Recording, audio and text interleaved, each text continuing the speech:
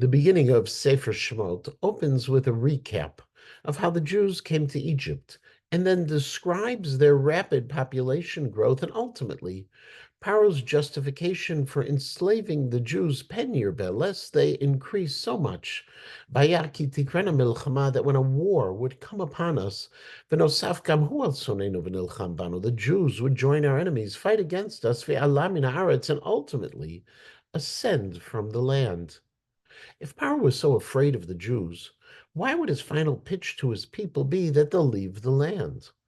It's for this reason the Chazal in Masechet Sota and Daf Yud Aleph Amud Aleph and several other Meforshim explain that Pharaoh is speaking euphemistically, and that in truth he's referring to the possibility of his own people ascending from the land as a result of Bnei Yisrael's alliance with his foes. He's afraid that Bnei Yisrael will throw the Egyptians out of the land of Egypt.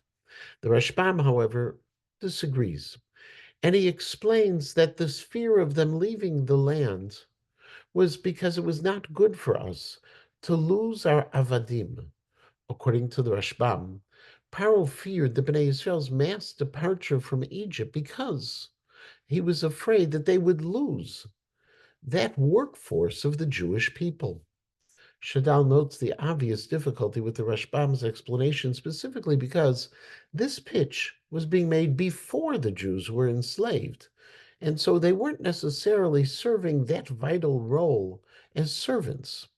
Therefore, the Shadal suggests a variation on the Rashbam's theme, suggesting that Rashbam is talking about Bnei Israel's role as the country's shepherds. We know from 2 weeks ago in Vayigash that Egypt abhorred shepherding, and it was precisely a vocation that the Jewish people pursued in Egypt. It stands to reason that Egypt still needed the shepherds to care for their sheep, to be able to provide wool, and therefore they became to rely on the Jewish people's services, somewhat like the Jews in medieval Europe serving as moneylenders. Pharaoh therefore had good reason to fear Bnei Israel's mass exodus even before they became slaves, because that would spell the end of the country's wool industry. If the Jews left, there would be no one to be shepherds, and therefore he was afraid of losing his servants.